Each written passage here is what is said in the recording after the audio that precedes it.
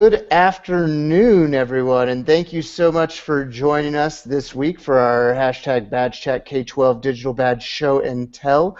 Lots of great stuff to learn and share about this afternoon. And first and foremost, I want to just start out by welcoming Michael Furtick of Taking It Global. Michael, thank you so much for being with us. Hey, no, it's a pleasure. Definitely been following the chat for a couple of weeks and excited to be here live to share some of what we've learned in the last couple of years and some of the places we're going in the future with badging. Yeah, and Michael, before we even get into the badging itself, would you mind just sharing with anybody who's watching live or sees this on YouTube just a little bit about the background of Taking It Global and how y'all are trying to change the world? Sure thing. So we are our 16th, I'll just pop up a little here about our vision and mission. And so I co-founded it as a high school in my last year of high school, a way that the internet could be used to drive engagement in issues in society, and both around learning and also kind of activism on the web. So for us, the mission we have is to enable young people to understand and act on the world's greatest challenges. And as a vision, we really see the internet as a catalyst to help young people all around the world become active in a more inclusive, peaceful, and sustainable world. So those are a big mission and vision, but the way do that is through kind of a dynamic online community that's got lots of tools and resources and ways for young people to connect across the globe. So in the last 16 years, we've been kind of offering this community not just in English, but in 13 languages. We have a few million members a year that access the site, lots of organizations and NGOs. We promote over 25,000, and really looking to use the web as a catalyst for social change and social engagement. And as an organization, we have this tagline of inspire, inform, and involve. So one of our goals is to see how we can kind of lead young people and students, but really everyone, through a process of getting inspired about an issue, to getting more informed about it, and then to taking action and actually doing something about the things they care about and that mean something to them. Awesome, I love it, and my apologies if my connection drops me off there. For some reason, I left the Hangout for a minute, but you did a great job just running the show there. And I guess I'd love to know, you had that graphic up that you were sharing with us. I'd love to know just, a specific example of how you've seen educators around the world use Taking It Global for these projects. Sure. I mean, one of the great programs that we partner with is called Global Partners Junior, run by where they connect middle school students in around 10 or 15 areas in New York City with all their countries. And so at Taking It Global, we kind of offer a few things in the education space. One of the things we offer is a classroom platform, and I'll share a bit more about that later, but that enables programs like Global Partners Junior to develop kind of engaging collaborations around the world, addressing a lot of the privacy and safety security concerns people have, and then providing tools for that kind of collaboration. So over the last 5 or 6 years, we've probably had 5,000 or 6,000 students participate across all these different countries and really create a sense of intercultural understanding and dialogue, really better understanding each other through their cultures and through their cities as a result of and more broadly to win the Intercultural Innovation Award about a year and a half ago, BMW and Nation. So one of our goals, obviously we talk of ourselves as a social network, social good, but one of the things that makes a social network like Facebook is to a large extent taking global is about people to a new traditional social networks are where you go to connect with the people you already know, your friends, the people you're following or you're connected with. So one of our goals as an organization, and one of the things we try to encourage educators to do through our platform, to learning experience people can get exposed to perspectives and ideas and cultures outside of the ones they're familiar with.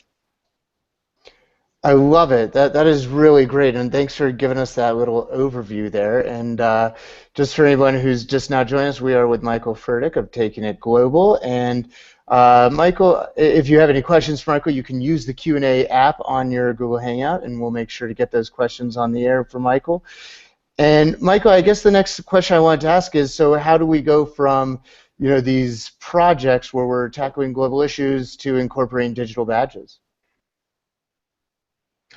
Sure, and something that we, probably about 10 years in, about 5 or 6 years ago in 2009, we were thinking a lot about how we encourage pathway to action in our own community. How do we encourage people to take certain types of action, and how do we reward and recognize our most active members for the things? It's really where we kind of dipped our toe in and decided to launch kind of an experiment in badging.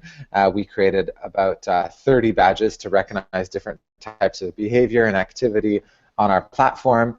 And over the last 6 years, we launched that about 12,339 badges to members of our community. So we created badges both to recognize, very specific action or activity, like using one of our mobile apps. You can see there's an app there about a low-carbon lunch program that we ran, or a deforestation program, but also to encourage people who are creating high-quality content. So people who created a piece of content that received, a high degree of interaction from others, badges recognizing quality versus simply participation. And so we kind of designed those badges both around specific programs we wanted to encourage people to participate in, so they could kind of collect those and see that as a way, they could earn, but also as a way to understand ourselves who are the drivers of highest quality content on our site. So when you look at any badge within Taking It Global, you can see this one here, for example, is looking at people who participate through commenting on a diversity of other people's work. And so there's 493 of our members who've earned this badge for participating in our community and particularly contributing and reflecting. And a broader conversation we've been trying to spark and kind of learn from as a community, not just ourselves, but across other nonprofits around the world, is this idea of how do we activate, online platforms and online communities for participation? How do we get people to engage in them? And so we had a roundtable about a year and a half ago where we brought together about 25 nonprofits in Toronto, where we are in Canada, but also over 100 other nonprofits around the world who are doing online engagement and education programs, both to share our own pathways for action. How do we define engagement within our communities, but then also to have a global conversation. We've published, I'll share on the hashtag as a follow-up, we published a report into what many other organizations have shared, was to look at this pathway of ours here, from awareness to exploration to participation to co-creation, and how can we both recognize our members at each level of that pyramid, and how does badging potentially help us get people up the pyramid, by offering badges and incentives and recognition? How can we get more people from being aware to actually participate and co-create within our community? So those are some initial thoughts about where we've come, how we've kind of come and evolved so far, and for us, one of the drivers is this pathway to action that we've defined. And Michael, when we look at the badges, one of the things that I kind of gather looking at is that there's kind of two prongs to what your approach. That it's, on one hand, it's about really credentialing and recognizing achievement and skills, and on the other hand, it seems like there's also a bit of gamification going on, kind of like what you're showing on this diagram, that trying to move people from being inspired to being involved. Can you kind of talk a little bit about the kind of two things that are kind of happening at once there? Sure, and yeah, that has been something that we've been exploring a lot. Obviously, at the broadest level, where people are becoming aware and they're just kind of dipping their toe in the water with the community and just beginning to participate, that's where we've designed badges that are a little bit more about just recognizing, participation. So yes, I've posted 10 comments, or I've, logged into this tool, or I've used this app. And then as we go higher up, where we want to recognize levels of participation, and I think most importantly, co-creation, that's where we've tried to design badges that actually recognize the quality of participation, that aren't automatic based on just participating, but require other people to validate your contributions for you to be able to earn them. And so that's where it's to a certain extent, it's almost credentialing skills, saying you've created content that has value as recognized by other people in the community. And Yeah, to a large can extent, you that's talk a little bit kind of more where about we're that, heading. Michael, if you don't mind me interrupting? That's something that I know some folks in our community have definitely talked about. We haven't seen a huge number of example of use cases where folks are doing that. So can you talk a little bit more about that, about just who's doing the validating and how the community's expertise is being leveraged to sort of have everyone contributing to that? Sure. And so I guess there's two models that we've explored to date. One has been really still automated, where we've developed algorithms that issue the badges automatically every evening, as it kind of scans the community for participation. So on the automated front, what it does is it looks for kind of a criteria for that, the quality content. So one example, a really simple example, might just be a discussion board post that's received, a high degree of participation. So it's one thing, on the basic level of participation, we might give a badge away once someone has contributed, 5 new threads and 15 posts on other threads. So that might be kind of a level 1 badge or a participation badge, but a co-creation type badge. And they're not, we have this pathway here. The badges aren't explicitly tagged this way on the front end, but this is kind of how we've thought about them. To recognize someone as more of a co-creator in creating quality content, the algorithm looks at, what is the level of participation and engagement with the content you've created. Or, for example, in another type of content, how many people have actually, commented or liked your posts or engaged with the things you posted. So it's actually looking not just at the fact that you've done it, but that other members of the community have at least found it either interesting, relevant, important enough to reply to. So there's that on an automated basis, and then we also have certain badges that are granted by volunteers or by staff members based on a certain criteria of participation. So maybe something that can't be as easily assessed by an algorithm, but that someone has contributed or participated or volunteered a certain number of hours or submitted something to a certain section or one of our 3 mobile apps that's of really high quality. So I guess we do that type of credentialing both on an automated basis and on a kind of staff managed basis, depending on whether it's possible to automate it, I guess. Gotcha. And we do have a question from somebody who's watching live, Don Prezant in Winnipeg, Manitoba. He asks, do you see pathways into humanitarian work such as UNESCO or Red Cross? And I think maybe if I can, Don, just expand on that. I think you might be kind of thinking about the badge working maybe as a currency, to where if a young person earns this badge, that there's an organization like an UNESCO or the Red Cross who values that badge and is willing to show that they value it by helping to forge a pathway.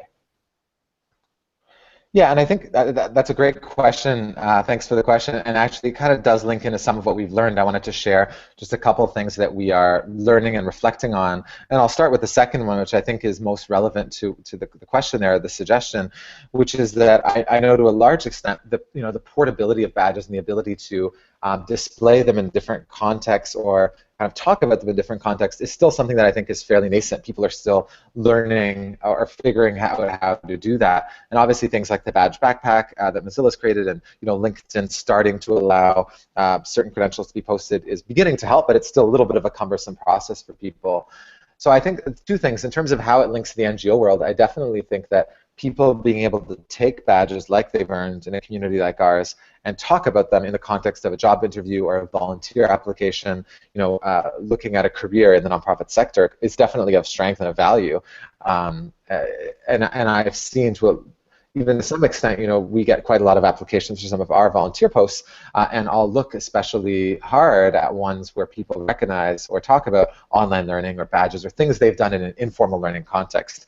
It's almost it's common now that everyone applying for a position, even as a volunteer, would probably have a university degree. Many of them have a graduate degree. And so how do you kind of tell people apart? Well, to a certain extent, it's the travel, the extracurricular things they've done. But then we, in particular, look at some of the online learning. They've explored the informal learning, and badges obviously help to recognize that. So I think there's more and more awareness being given as people are assessing, someone for a posting or a career opportunity. But I also think there's a big opportunity for organizations like that to give out badges and issue badges too. And for us having such a big network of nonprofits, we are thinking about ways that we can enable those groups, to not have to create their own badging system or, their own profile system, but within the context of communities like ours, could the Red Cross or UNESCO or someone like that give someone recognition in a community that exists rather than having to create their own structure for that? We definitely think there's a role for that to happen, and we're exploring some ways that we can begin to support that as well. And So before if I there ask isn't another another question follow-up question immediately, on yeah. that, Michael, Mhm. we do have one question. You did mention the portability of badges, and so we have somebody asking, are these digital badges open badges? The ones on our community, on the Taking It Global community, are not currently open badges. The ones that I'm about to talk about in our learning community, the new version of it that we're building, are open badges, or will shortly be one that features public. They are open badge compatible.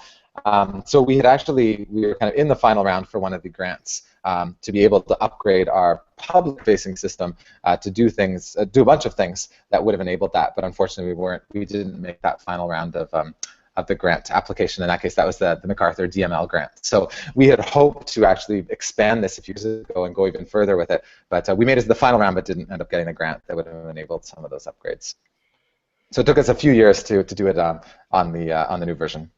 Understandable, understandable. And while we're on this, sort of before you go on to the badges you were going to share, a quick question on just going back to what you've learned about the badges. I imagine with so many users that y'all are collecting some interesting data points, and I'm curious just what are some of the stories that the data is telling you, especially with regard to the badges?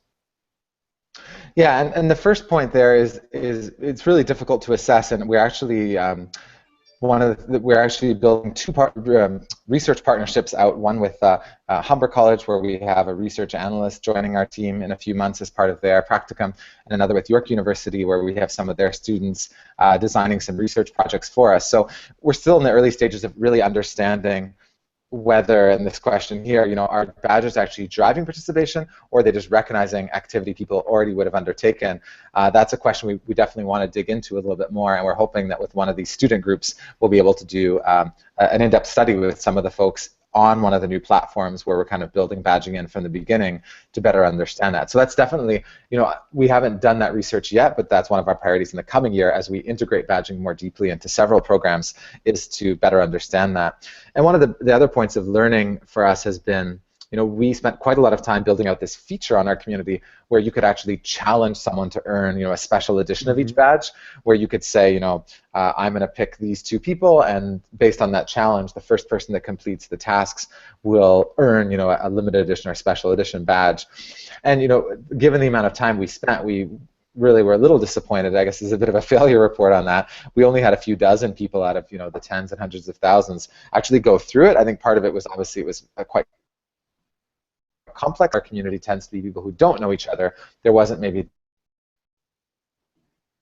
that same sense of a more close social network would have with people competing with their friends. So that's one of the things we learned a little bit about. One of the things we'll probably do in the upcoming research that we're looking at is dig a bit deeper into that for the people who did participate and really try to better understand, why that element of it didn't work as well as we thought, because we hoped that by adding that kind of competition element rather than having a badge that anyone could earn, that would make it that would be a bigger driver of participation than it was. So definitely a point of learning, and we're hoping to reflect a bit more on that in the future.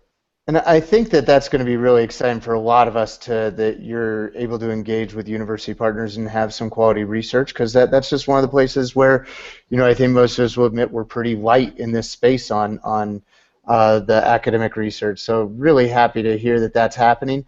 For anybody who's just joined us, we are with Michael Furtick of Taking It Global, and we do still have a few minutes left if you want to use your Q&A app to ask Michael a question. And we do have another question here, Michael. It says NB, Humanitarian Leadership Academy in the UK, are developing open badges, and disasterready.org already have them. So I'm not sure what NB means, but I guess that's not a question. That's giving you a little tip as far as some other collaborations in the future moving forward. And that is from Don Prezant, who's, if you're interested, I can easily connect you on Twitter, Michael, after this interview's over. Great. I think by MB he might have meant Manitoba. I think that's where he's from. That's our acronym for Manitoba in Canada. So great to know. I look forward to checking those out. I need to brush up on my Canadian postal code abbreviations. Sorry about that, Don. And so before I have another question about where you're going, but I am curious about just how you got to where you are with using badges. What made that sort of pop as something that you thought might be sticky with your users? Yeah, I guess it kind of goes back to the idea of, well, for us, member profiles, and we were getting a lot of feedback and insight from our members on what they wanted on their profile. Many years ago, we kind of opened up our profiles to allow people to embed and integrate other tools and apps and resources, things like a feed from their YouTube or Flickr accounts or Facebook.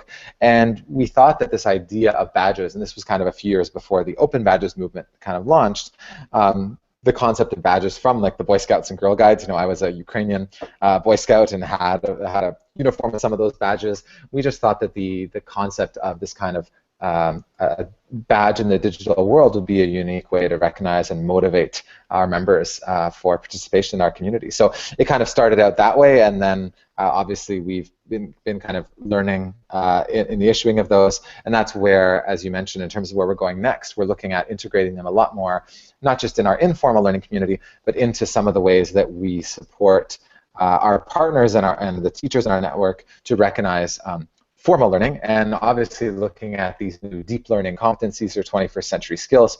We've been thinking a lot about, what are some ways that we can connect those more clearly to skills that people want to demonstrate. So in the past, it's great that I posted a discussion board that was really popular, but how does that really translate to something that an employer cares about or that a university cares about?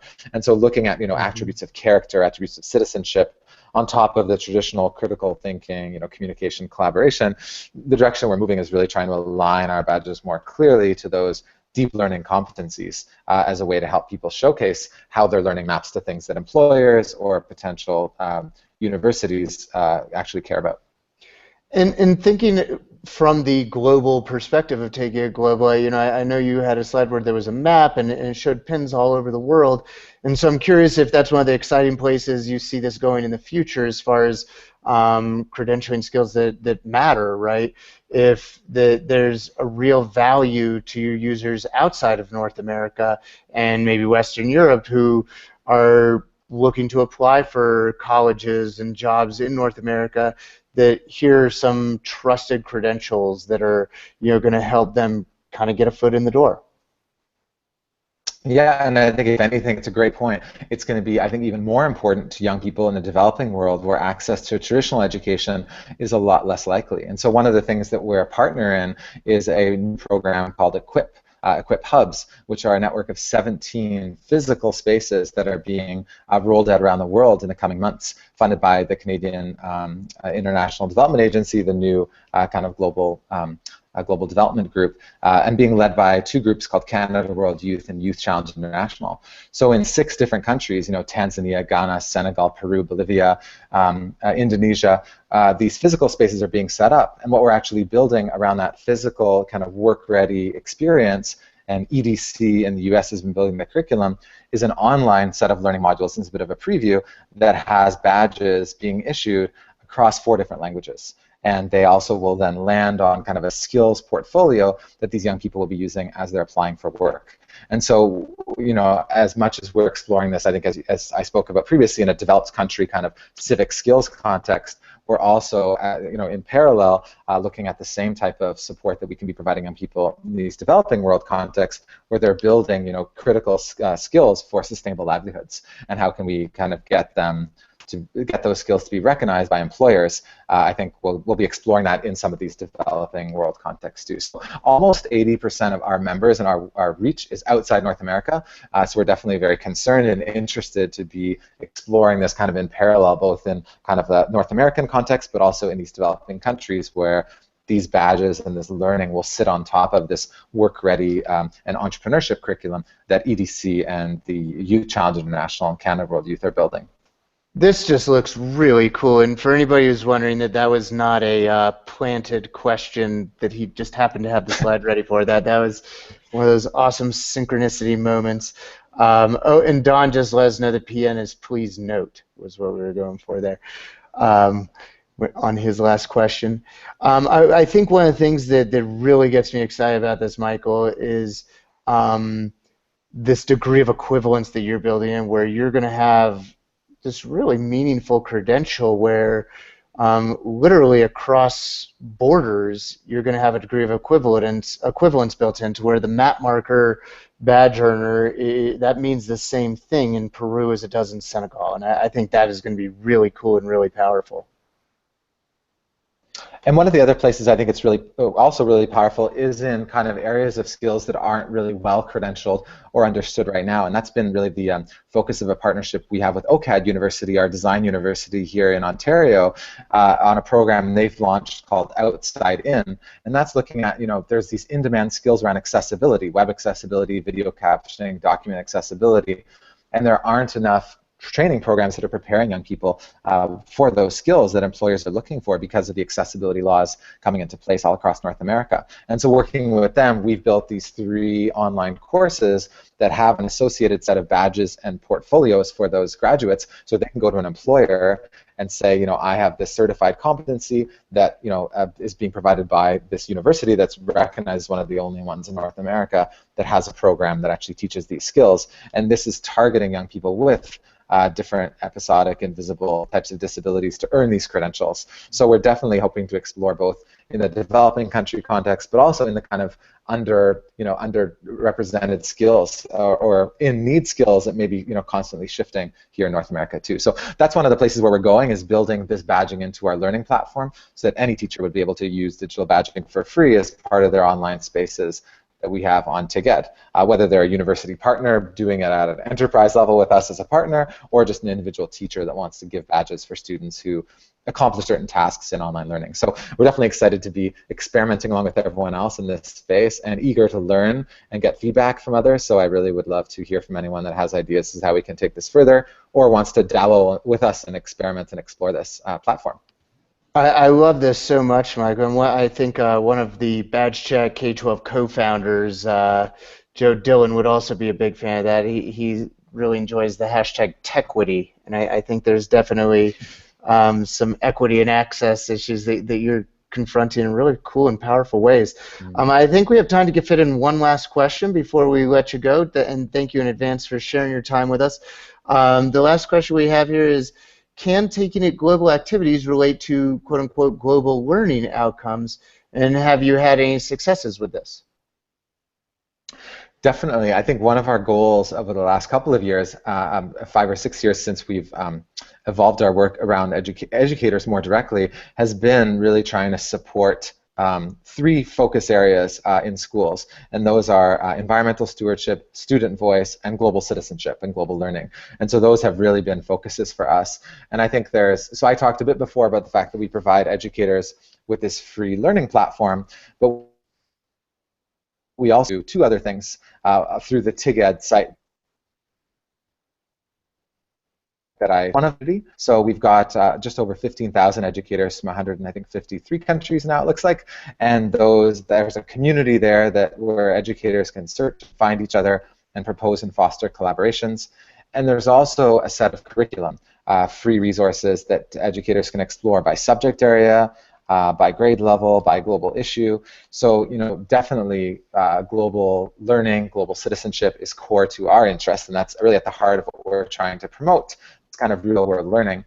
And also to help at a school or systems level, we've created an initiative called Future-Friendly Schools, which looks at helping schools kind of assess and then deepen their commitment to these 3 areas. So with global citizenship in particular, we actually crowdsourced a set of indicators that help schools measure global learning or global citizenship, and then we've picked exemplary schools or stories all around the world that kind of showcase how that can happen at scale. So something we're definitely exploring is how we can now then apply badging to that at the school and systems level. We're really early in that conversation. That's probably a whole other conversation, but I just wanted to share a few examples, and definitely global learning is core to our heart and core to what we hope to recognize in the badging that we're doing, since our community is global and one of our focuses really is real-world problem solving, which requires global knowledge, global understanding, and I think global partnership.